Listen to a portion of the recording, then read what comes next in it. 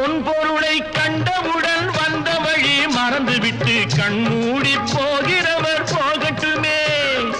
என் மனதை நான் அறிவேன், என் உறவை நான் மறவேன், எதுவான போதிலும் ஆகட்டுமே.